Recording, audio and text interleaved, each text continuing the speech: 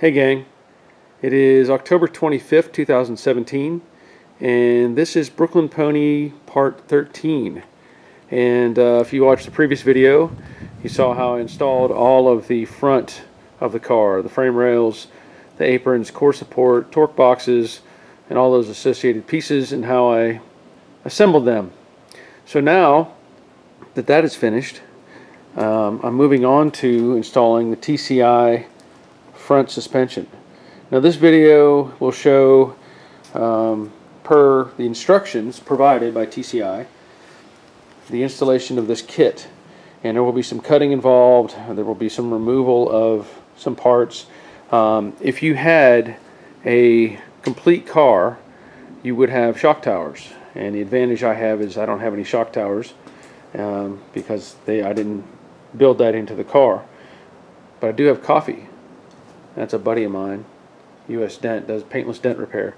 But anyway, so I don't have to worry about cutting out the shock towers, and that was part of the process in the instructions. But I do have to remove the original sway bar bracket or mounts that are on each of the new frame rails. So that'll be pretty minor. Basically, I'll drill into the spot welds, and not all the way into the parent metal of the frame rail. I'll just drill deep enough that I can get in there and then separate these pieces. So there's a few welds. I think there's a couple there, and there's probably some on the bottom. So I'll remove those brackets.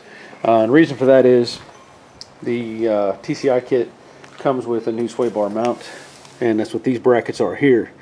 Now the way this is set up, there's a variety of things that are going to have to be incorporated. You've got these inner and outer pieces here, this piece and this piece, and then this lower, which goes, you can see it follows the shape of the frame. Sorry, it goes like that, I believe. You can see it follows the curve of the frame. So those pieces all get welded into each other. You've got some filler pieces that bolt in to where the old shock towers would be.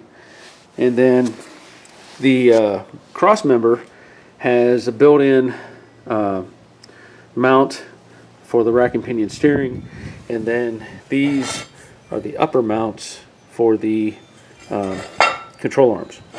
So I'm going to get started on this, and basically I'll follow the procedures as listed in the instructions, but like I said, the first thing I'm going to do is remove those sway bar brackets on the frame rails. So let's get started and see how it goes. Alright, that didn't take much effort to get the brackets off. As you can see, the edges are a little beat up now because I used a chisel, but what I did is I started with I believe this is a 3/16 drill bit, and drilled into the center, and then I stepped it up with this, which is this is actually a letter U bit, which is a 3/66, but a 3/8 bit, something along those lines will be fine. The reason I do that is the smaller bit gives me a nice little pilot, and then the big bit I can follow up and not worry about trying to take out all the metal with the big bit at one time. So might be hard to tell, I don't know. You can see just how far I just drilled deep enough to make the weld separate. Hopefully you can see that. And it didn't hurt the frame or anything. Nice and clean. So from this point, I'll start working on what the instructions say. Now, on the cover here they have pictures, and these pictures show an original car with the towers and front and bottom, or I mean top and bottom here in these pictures, and then this side shows the plates and everything installed. So just gives you a reference point. So by looking at these instructions, it's talking about removing all the front suspension. This guy, they cut the original springs in several places, it says. I guess that's up to you on that one. Removed various brackets you know, the sway bar, of course, brackets have to come out, and anyway, it just shows different things cutting out the towers. Of course, I'm skipping ahead on all this because I don't need to. And then the oh yeah, the strut rod support channels, and those will normally be up front, so none of those. And there it is with the removed and cleaned up tower area, and you see all the holes that are there, and those holes exist. That's where the cover would have gone, and so those are already in the new panels that I'm using. Now, per the instructions, it's saying the outer flange on the top of the main rail has to be removed. Draw a line through the center of the spot welds. You can see that picture there, how he's drawing a line, and then it says carefully cut off the flange, leaving about 1/8 of an inch. And it says if you try to use a plasma cutter, you'll cut off too much material. That may be true, so I'll be careful when I cut that out. And then here it is. It says you can't see it in the picture. There's a split between the top and the side rail metal. So I'm going to separate that. If you look at the design of where the tower goes, cut out here on the apron, I believe they're cutting all that out.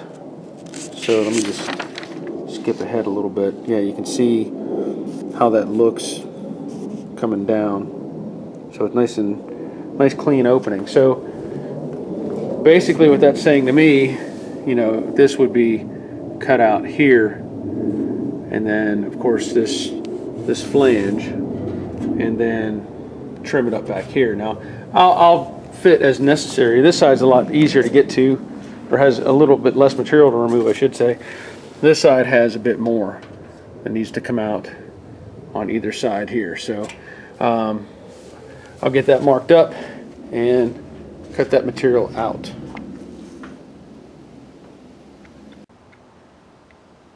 Okay, I want to point this out. These inner plates that get welded on, they have a pre-shaped form, and if you look down here, basically that's the alignment on the form is following the frame rail. It also has a hole that lines up with that bolt hole there. Now the forward hole, that'll probably come into play later, but I wanted to show you that because based on that, I don't need to cut all the way a straight edge that matches the line on the apron. I don't know that that's necessary to cut it all the way back that way. So you can see the lines that I've drawn, and I think that gives it a good look, and it doesn't give it a blunt corner. So at this point, once I cut that off, maybe you can see that brace or plate will push over and fit flush on the frame rail. It's the same way on the passenger side. And again, you can see where it ends, where that wide spot begins and ends. And so again, I've trimmed or drawn a line to how I'm going to cut it. So I'm going to show you how I cut out this with the plasma cutter. Of course, I've got safety goggles, and I've got hearing protection, I've got respirator, all kinds of stuff here. So let me get set up.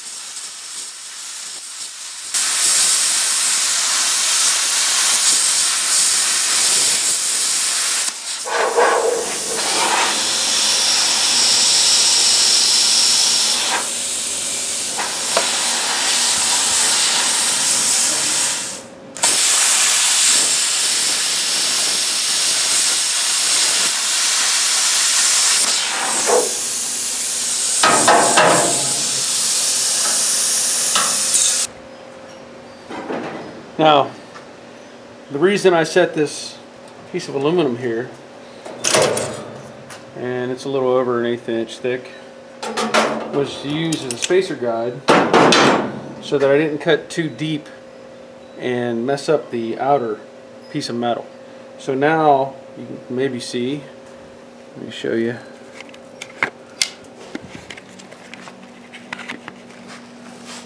There's a bit of material there, probably a little over an 1/8 of an inch, and part of the instructions it says to grind it down, and that's what I've done on this side. And I've made it flat, sorry, whoops, there you go.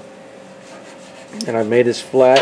You know, there would be a little bit of a lip there where the original piece was cut off, so now that is smooth. And the reason for that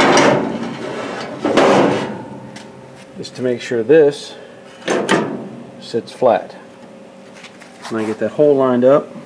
There you go. And you can see now I've got a little bit of trimming left to do yet here to get this to sit down. But if I back that up, you'll see that it fits flush. So that's the plan. And then, per the instructions, it says that I'm to weld that seam together. And prior to that, I'll put a clamp on that to squeeze it up a little bit. Some of that will just have to be filled with, you know, wire, welding wire. But otherwise, that's how it is. Now at this point you can see that I've clamped the outer portion of the frame rail to the main box. Just tighten it up a little bit. I'm not trying to get rid of that gap because that's impossible without bending this outer piece. So I'm just tightening it up just a little bit as if it were prior to the removal of that flange. Now I've also stepped up to 30 thousandths welding wire. Normally I use 25 or 23 to do body work, and I wanted to use heavier wire in this case. So I'm going to do a series of just some short welds just to hold this in place, and I don't want to weld it all at one time and warp it.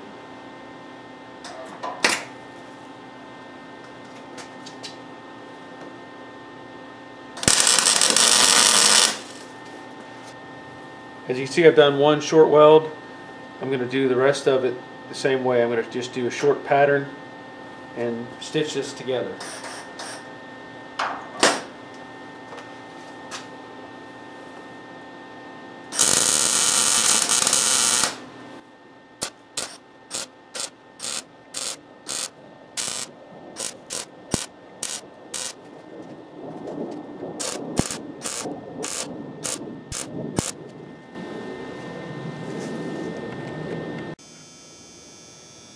So there it is, fully welded and ground smooth again. So now there's no gap at all, nice and tight.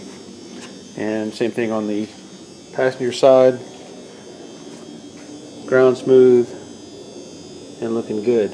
As you can see, there's a silver line drawn at the front and the back.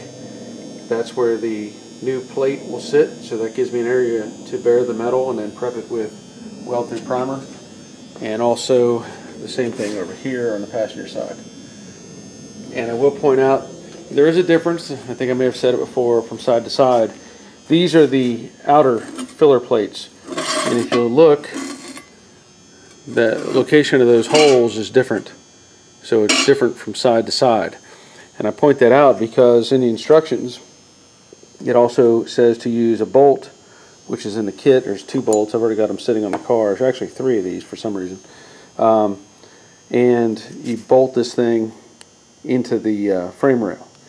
And it mentions here, if you haven't cut off the sway bar mount, if you're not using the TCI sway bar, then you would have to notch that plate to fit the frame. So basically, I'm going to fit up the outer piece and the inner piece and put the bolt through and make sure it's all in place. It talks about here this mount for what would be the upper control arm, this little bolt loop right here, and this pairs them up side to side, and I'll go into that when I get to that point. And it also talks about clamping, you know, the pieces together. Even so, I think it, I don't know if it mentions the bottom one, but you get the idea.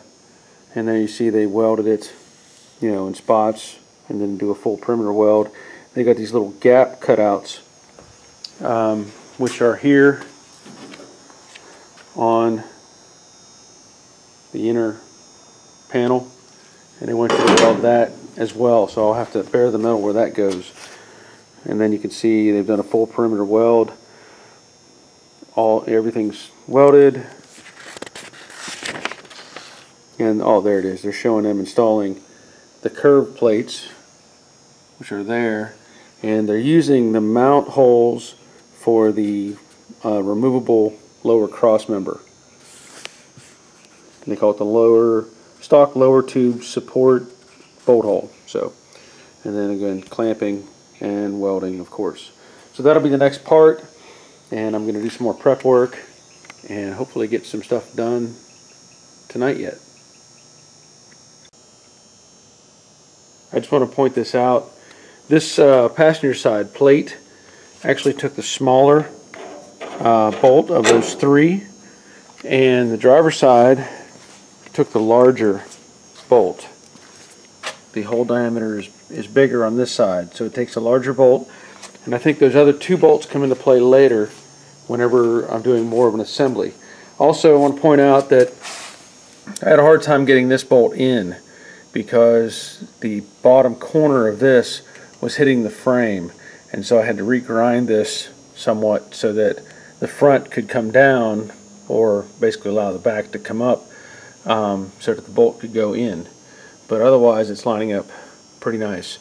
So I think there's later on in the instructions it talks about drilling some holes all the way through and using, yeah, there I think is one point, using those other bolts. Sorry.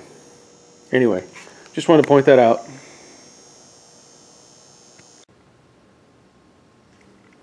Here you can see that I've got the metal prepped and sprayed with the weld through primer, and I also sprayed the inside of the plates with some paint. Any little bit will help to try to keep it from having any future rust issues. So now I'm going to get everything bolted in place and start welding. Before I do any welding, I want to show you another detail. Per the instructions, it talks about these plates and how they need to be parallel to each other. So if you look, you can see some color where that weld through primer is, and it goes away towards this end. What that tells you is this plate is sitting high. In order to fix that, I put a mark right here. I'm going to have to grind that down because there's a gap at the front, and so that will allow the plate to drop down. Now the reason that this is what they say is critical according to the instructions is these holes. This one right here, and then if you look on the other side on that box piece, there's a hole on the inside. Those holes need to be aligned to each other, and they say that because of this bracket. When it gets put on, they uses that hole as an alignment for the bracket and for the cross member as well. So everything has to be lined up, and it also has to fit flush. So per the instructions again, I'm going to repair this by grinding down some material, and you can see I put a Sharpie mark right here, and by doing that, that will allow the front edge to come down and I can make these parallel. So just some little tip I wanted to point out there. As you can see, I've got these clamped in place, basically following what they showed me in the instructions, and I'm going to start doing a series of welds. I'm not going to try to weld this all in one shot, so I'm probably going to weld around a few places, get it started, and then come back and do a full weld later on whenever there's less things in the way.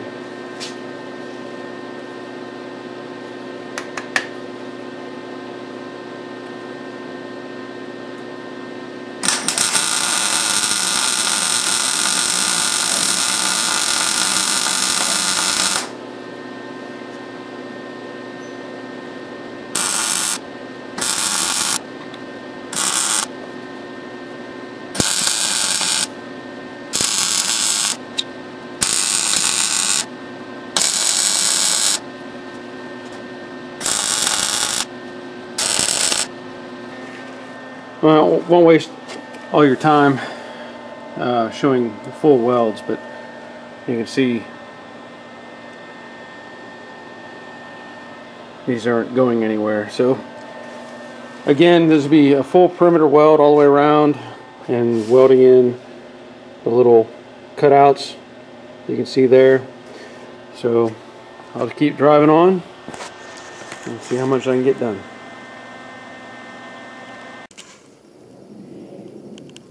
I'd say that's not going anywhere. Now again, I welded it in segments all the way around, and I will do some grinding, not much, just a little to dress it up, especially where that top cap or top piece bolt or welds on. Sometimes I forget how nice it is to weld nice thick metal. So used to doing sheet metal that it's almost exciting to weld something heavy for a change. So I still have that side to do, and then of course the next part, according to the instructions, after this is all welded in place, is to get the lower curved pieces up in there as well and weld them in. And they are clamped. Going to use that bolt. They provide bolts. Bolt holds it up in place, and weld that whole perimeter. And then it gets into drilling these holes to locate the cross member. You can see they bolt this plate on, and then you see the cross member gets lined up with that plate. So more welding to do, and see what I can get done. And now I have both sides fully welded. I really like welding this stuff.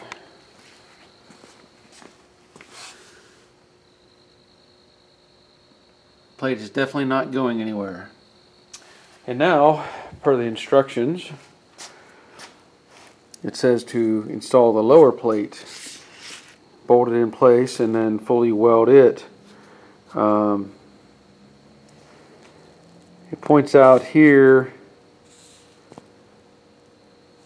the outside edge of the frame is where the two stamped flanges of the frame are spot welded together and will require extra clearance grinding for the coilover before welding.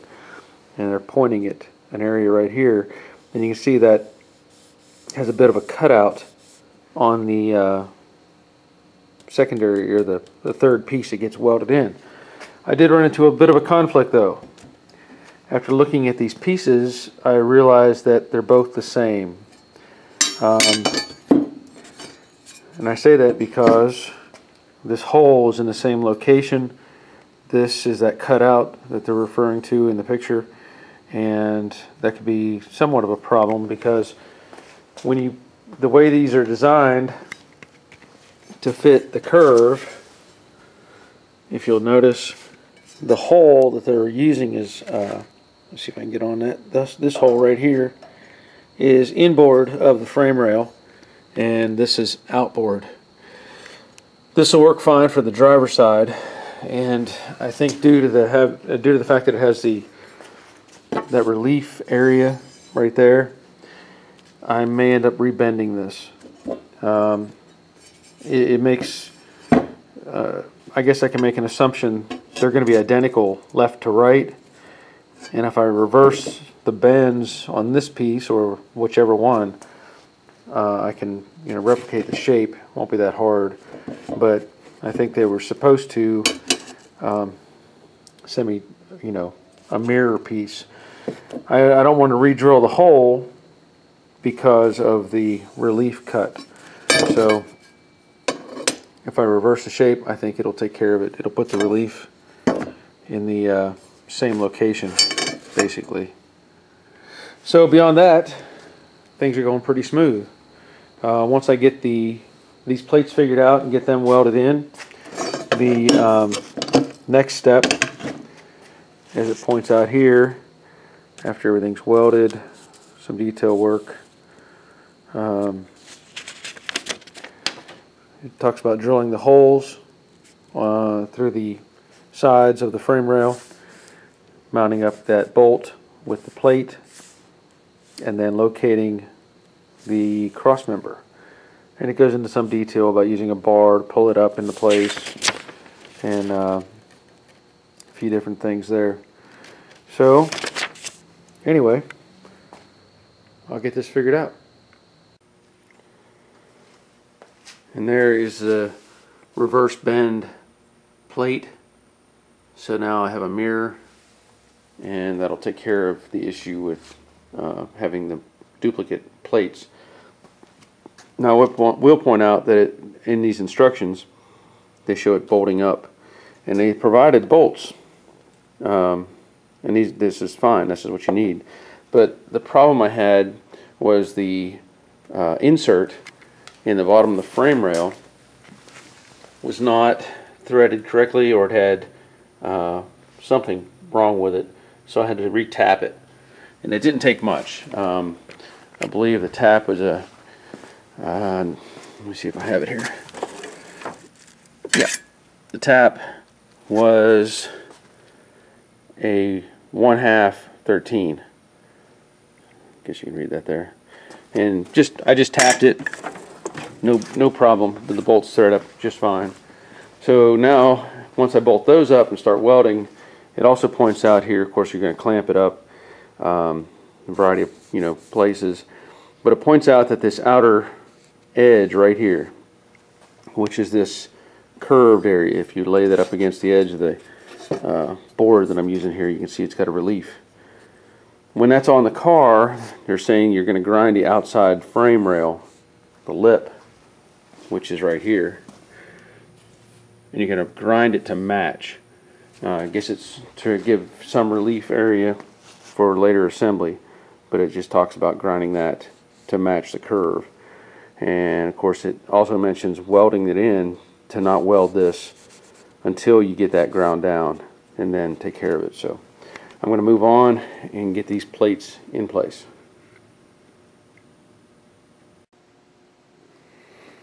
Well, I have both lower plates welded in place. You can see there, nice and solid. And per the instructions, it says to shape or grind the frame rail, and it's talking about this right here, where this is sticking out from the edge of that plate, and it says to grind all this to match the shape of the plate. So I will do that all the way back, probably to that little notch. I don't know that I need to go past that, but I'll probably blend all this to make it match. So I'll be busy for a little while, but that's how it goes. That wasn't too bad. I remembered I had my plasma cutter, so I was able to basically do a rough cut at the top and then get out the grinder and shape it up. So now it has that little, follows that little recess like it should, and per the instructions, it's now up to me to weld that all together and then grind it and shape it. So that's the next step.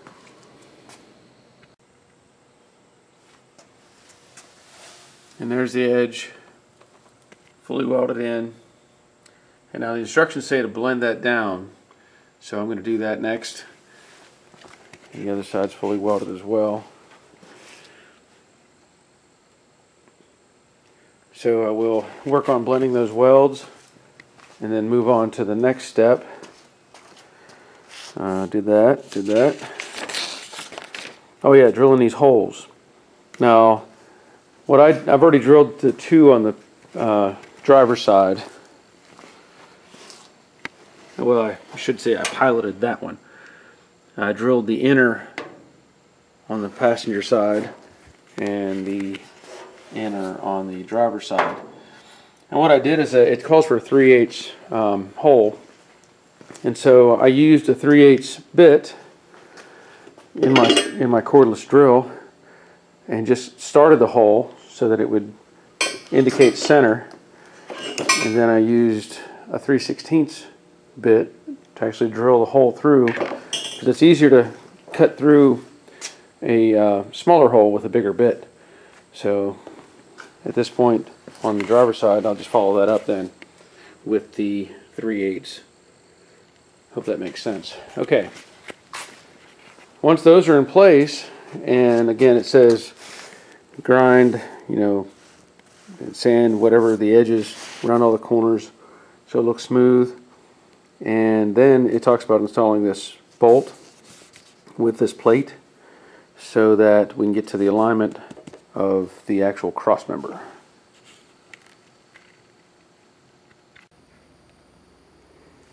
Well, as you can see, I've been blending. I smoothed up this outer edge and this face, and I blended on the inside in a variety of places. And I also installed those little plates as it mentions in the instructions. I think it's looking pretty nice. Yep, blend it out here, bottom side. So what I found is, you know, it says in the instructions to, which I've already done, drill the holes, install the plates, and then to fit the cross member up in between the frame rails. And it shows them using this bar to hold it up with some blocks off of the frame rail so you can pull it up. That makes more sense than trying to jack it up in there. But the one issue, and it points it out in the instructions as well, that the dimension, I want to show you this, between the rails is now 27 and about around a quarter. There it is, about 27 1/4, and the cross member is 27 1/2. And it says in the instructions to grind off whatever needs to come off from either side so that you end up with it, you know, centered. So do it equally. So basically I'm going to have to grind off 1/8 of an inch from either face on those sides of the frame cross member. Yeah, there you can see the cross member is in place. It's against those plates, and I use the clamps like it showed in the picture. I use a 2-inch square tubing on either side. You could probably go with 1 inch. I just happen to have pieces of 2-inch, and then a 2-inch square tube bar or pipe that I used as well, and it's looking good. Everything's fitting tight. Measurements are good. The only thing it points out, there's that clamp, that you can do a measurement from the front of the frame rail to the front of the cross member, and it should be 24 3/8. I've done that, and it's right. So that tells you that they've done their research on location of these bolt holes. It also says to use a framing square or whatever you have available. I'll probably use a combination square, but a square nonetheless, to make sure that it is square to the top of the frame rail. And then of course weld or tack weld it in, and then it goes to the next steps of installing the upper or the mounts for the A-arm shock tower bracket, let's call it that. And then once that's in place, it tells you to weld everything and then remove the bolts, and you can weld the hole shut to make it smooth. And then it goes into detail of installing the brackets for the sway bar. My next step is to start tack welding this thing in and get the clamps out of the way, and then work on welding the perimeter and getting the other mounts in place. Well, the main cross member is in place, and I've welded it on the back edge on the up leg on either side, and also around the base, so it's not going anywhere. Per the instructions, it talks about doing that and not welding it on the face where the 3/8 bolt hole is, because you're going to use that for the placement of the A-arm bracket. Now, it also points out there's a difference in these things. You see one hole is higher than the other. It says the higher hole goes to the front of the car and the lower goes to the back. So this is the driver's side. And it talks about putting in a bolt and clamping it down in place and then welding everything. And then it goes into the, later on, the brackets for the sway bar. It also says once everything's in place, you're going to remove that tab that's on the inside of the radius where the shock clearance is, and weld everything shut, including those 3/8 holes. So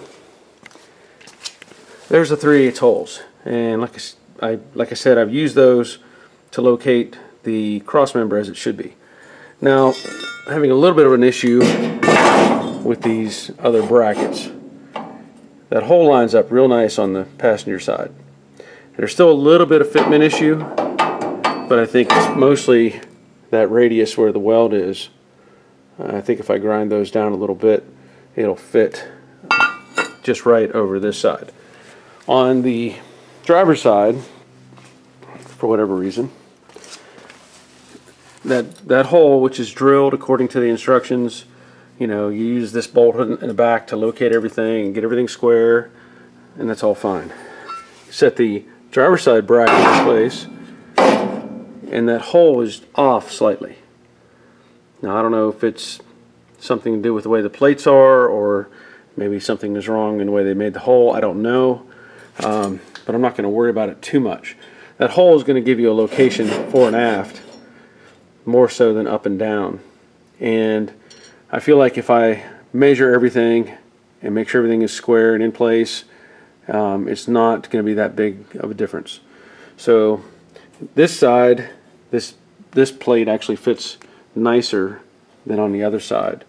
So like I said, I'll do some measuring and verify that everything is going to fit as it should, and get these in place and welded.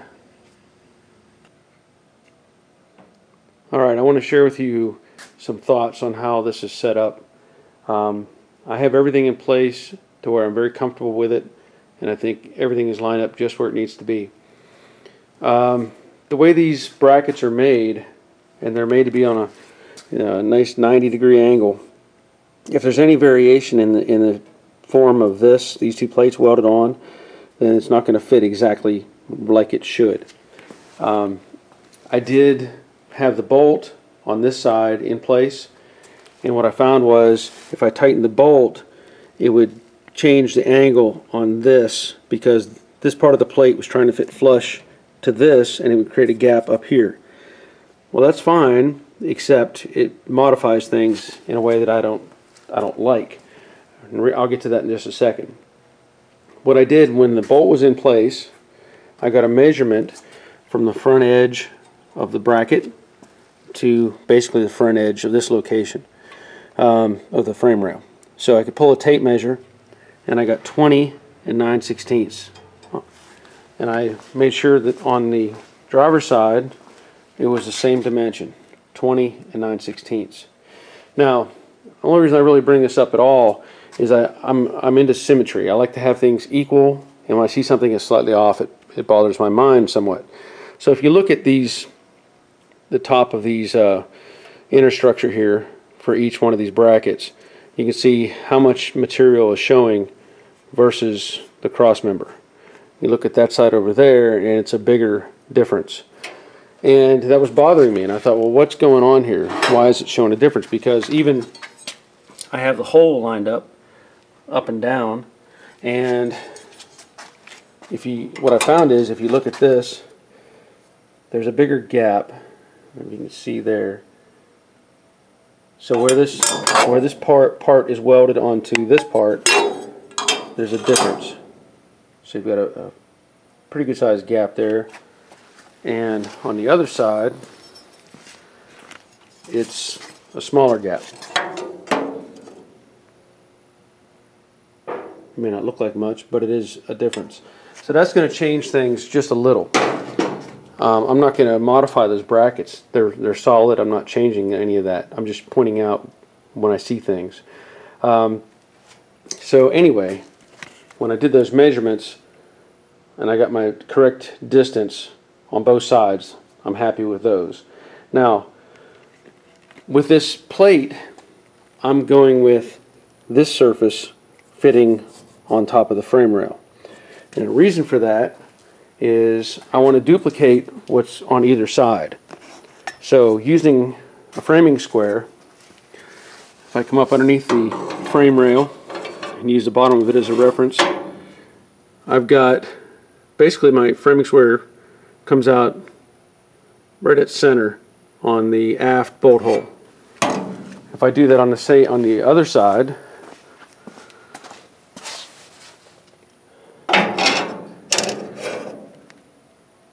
it does the same thing. So that tells me that from left to right, the location of the upper holes for the shock mount are relative. They're the same on either side. So that I'm comfortable with that as well. I'd rather have those measurements correct than to be worried about whether or not there's a little bit of a gap or if it's fitting flush on all 4 locations. The welding will take care of any of that. But I just wanted to point that out, just a couple things. Otherwise, things are lining up nice. This opening right here lines up with the lower control arm. I put a used a piece of my long square stock measuring, and I put it against here, brought the arm up, and it fit perfect. So all the alignments that are necessary are in the right locations. So I'm happy with that. I just, when I see something that's a little bit off, it bothers my mind, and that's the only thing that's slightly off. What I did do as well, looking at this picture that's on the front cover of the instructions, I know it's hard to see. I took a magnifying glass, and it's actually, in this picture, there is a little subtle difference. So I'm okay with it. I don't know why that's off slightly. That you'd think they'd have a jig that's identical from side to side, but I don't see any issue with it. So at this point, I'm going to start welding.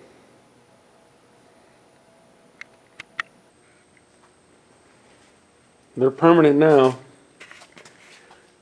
fully welded in. Definitely not going anywhere. So now the last step, as it says to do, is to cut off this little loop here, and I've already done on the other side. I just took a cut-off wheel and cut into it, and then took a screwdriver and just stuck it in the hole, bent it back and forth a few times, and broke it off. But you get the idea. Anyway, waste time fighting with that, but broke that off, and then I'll smooth the transition and finish welding it. It's all welded on the back edges and everything as well. And I will just continue that loop, weld that in, and it says to weld these holes shut, so I will weld those holes shut as well. And a couple little spots. I can see I've got to hit that corner, maybe a little bit there. So I'm pretty happy with that. Now, once this is in place, the next step is to locate these brackets, which will hold the sway bar, and I'll go into that in just a minute. The welding is finished, and that bracket is not going anywhere. So at this point, the next step says to locate the brackets for the sway bar mount. Pretty simple. Find center. These are 5 7/8, so draw a line at 2 15/16, and I just took a combination square and lined it up. And then it says to draw a line 12 inches from the face of the crossmember, which I've done, and the bracket will sit like that. And then I've drawn some lines because I want to bare all that metal. I want to bare all this metal, and then underneath as well. And then I will prep that with weld through primer and get these brackets welded in. Well, the sway bar brackets are fully welded in place, definitely not going anywhere. And other than maybe a couple little touch-ups that I have to do, a few little voids that I'll find later on, I'm sure, I think that's it. So things are looking pretty good. And I'm pretty happy with how it's turned out to this point. Well, alright, this is the end of Brooklyn Pony 13. As I've done throughout this video, I showed you how I installed the TCI front suspension components. A few little problems I ran into and how I addressed them. And I hope that helps you out if you decide to run one of these, front ends in your car. And there's, very little that I would probably change. I'm really happy with how it was built and constructed. The instructions were pretty clear. They covered a lot of information, and there's more to go. Obviously, I'm not going to go through the process of installing the control arms just yet. So I think the next video, Brooklyn Pony 14, I'm not 100% sure what I'm going to do in that video, but I may lean towards installing the rear components for the car and see how that goes. I hope you're enjoying the videos. I'm enjoying sharing them with you, and if you can, like and share the videos. As I stated in my vlog at the end of October, my numbers are growing, my views are growing, my subscribers are growing, and I thank all of you for that. So that's it for today, and as usual, thanks for watching.